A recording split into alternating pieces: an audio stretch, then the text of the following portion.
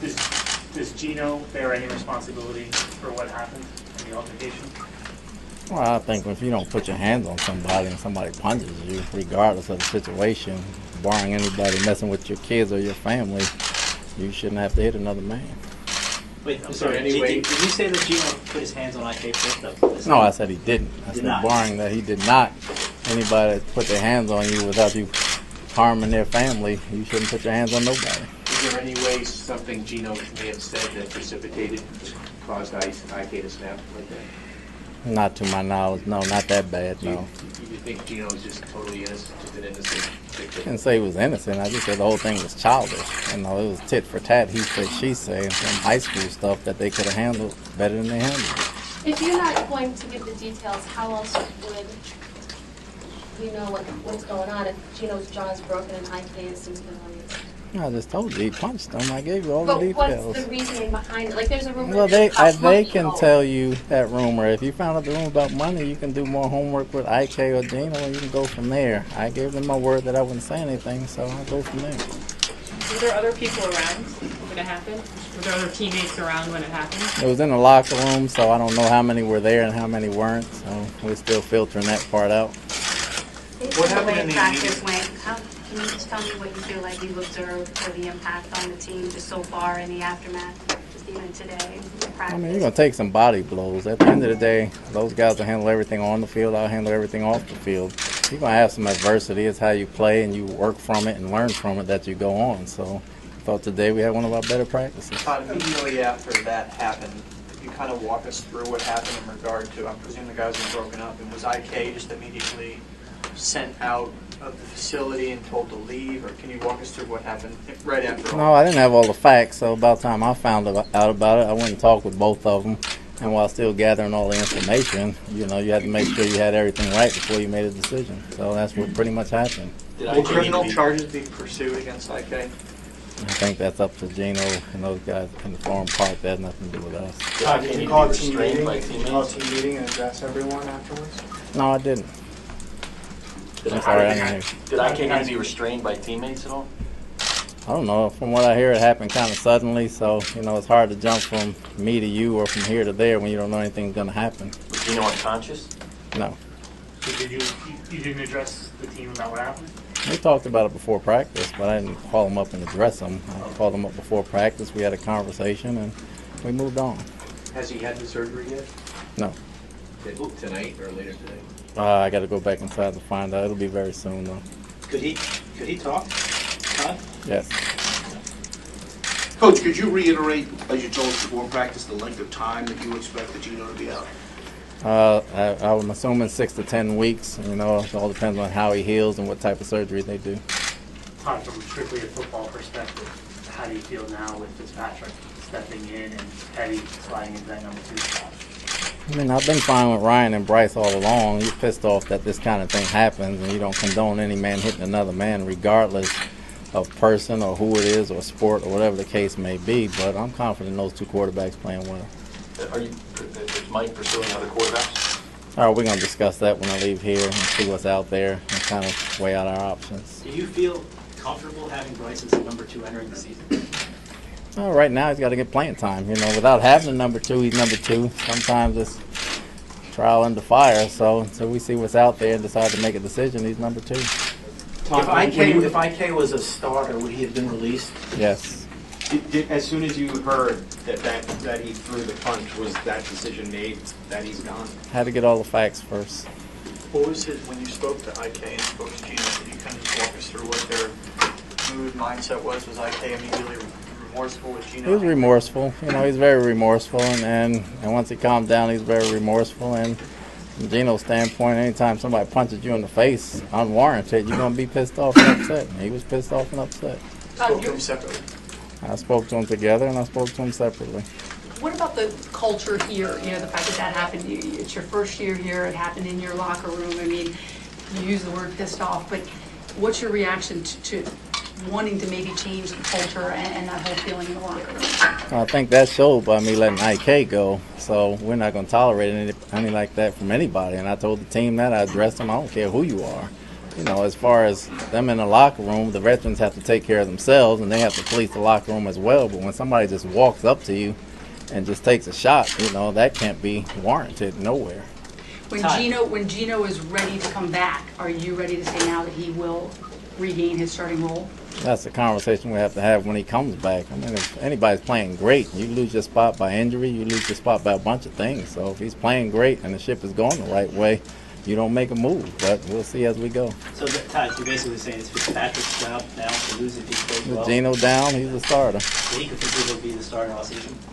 And we'll visit that when Gino comes back, depending on our record and the time that he comes back and how well Ryan's playing. Yeah, Ryan's our starter. There were a couple of reports that Gino put his finger in IK's face. Is that what you got from your... That doesn't warrant punching regardless. That doesn't warrant nobody punching you in the face. Was this something that was brewing, or did it just happen this morning?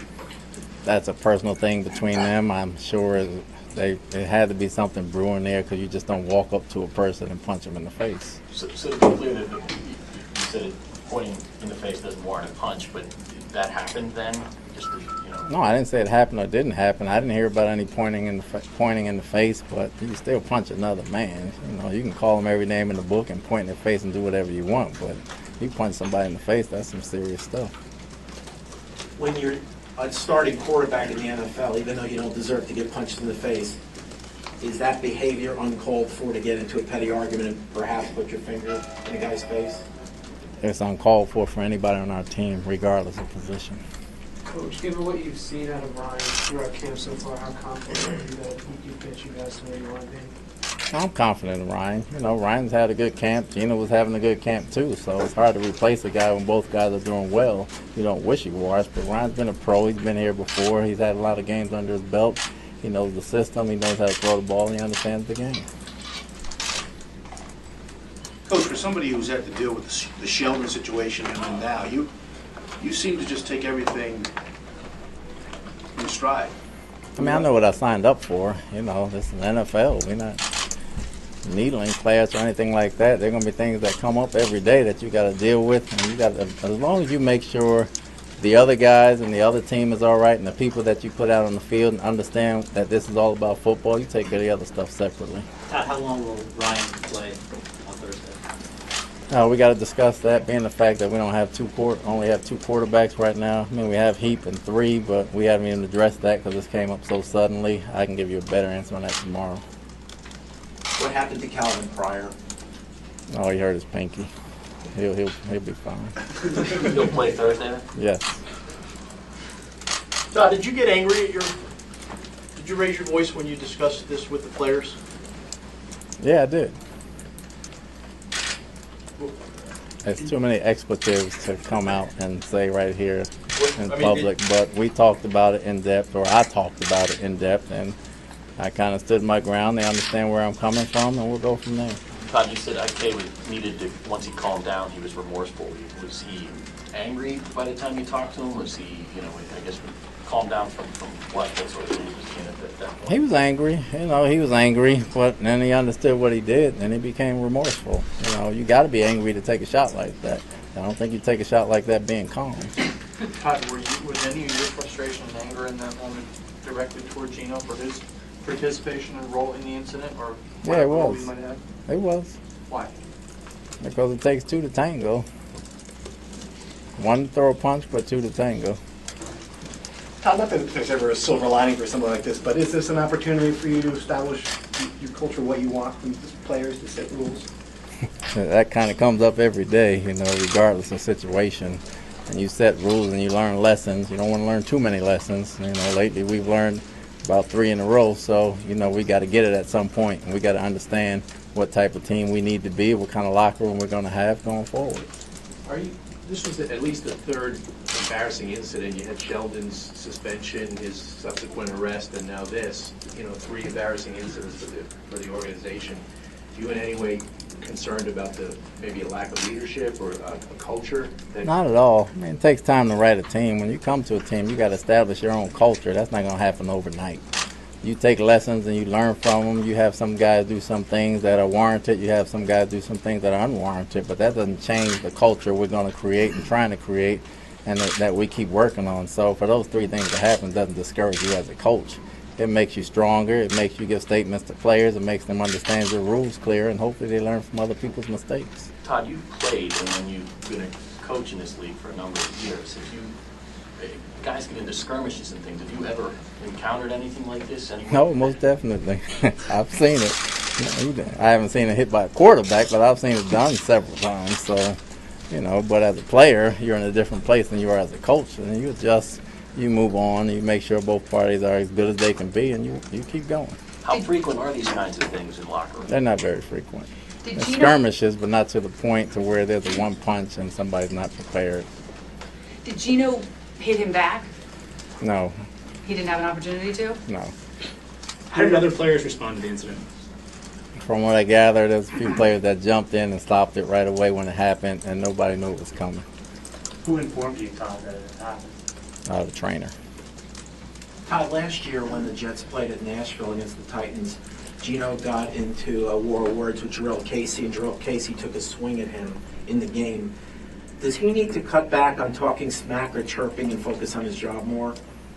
No, that's a separate incident. I think every incident is different. I'm not saying it was Gino's fault. You don't provoke nobody into punching you. As much mess talking that goes on out on the field during that game, you don't see that type of stuff there. It shouldn't happen in the locker room. Have you ruled anyone out for Thursday night outside of Gino? Not yet. Muhammad took some reps today, but we'll warm him up before the game and see how he feels. If I have to error, I may not play him. What's your emotion for Gino in terms of just having to miss this opportunity, obviously having gone through the last 2 years with the organization, trying to take the next step in terms of leadership? Just how do you feel for him in terms of missing this period of time? That's tough for him because he was having a good camp. He came in with a newfound attitude. He was doing some good things, and he was making a lot of progress. So from that standpoint, you feel for the guy. But, you want the guy to get better as a person. You want him to get better as a player. So hopefully this doesn't set him back too far. Are you concerned about his maturity overall? No, I thought he was maturing well. I thought he was coming along pretty good. And you're of the belief that you can lose your job to injury? Is that fair to say? If the other guy's playing well and the boat's going right and there are no waves and everything's going and we're 4, 5, 6, 7 and 0, yeah, you're not coming back to start. Todd, there was a report that it could have been an argument over money, or one guy owing another one money. Is that accurate? I'll let them guys explain that to you. Again, I told them, and I wasn't going to say anything about it. If they want to address it, they can address it. What did you say to IK? Obviously, this is a turning point in his career, and who knows where he goes from here. What did you say to him? What advice did you give to him today? Hopefully he learns from it, and he had an anger thing that went wrong this morning, and that's what happened to him, and he can get better from it, but we do not condone or tolerate that kind of thing on this team. Well, why not, Todd? Why not give him another opportunity? He obviously made mistakes. You've got other players you've got other players on your roster who have recently made mistakes. Why not give him another opportunity? You don't get another opportunity when you just sucker punch somebody in the face and break their jaw. But Sheldon got an opportunity after what he did. No, Sheldon's a waiting league policy, and it's a CBA thing that we can't do nothing about, or it's double dipping and double jeopardy. So if the league doesn't punish Sheldon, then we can, but right now we can't. How did Ryan look today in practice? He did some good things. They got some pressure on the O-line, let him in and get a little bit, but Ryan knows what he's doing. I have full confidence in Ryan. Everybody good? All right, thank you. Thanks. Thanks.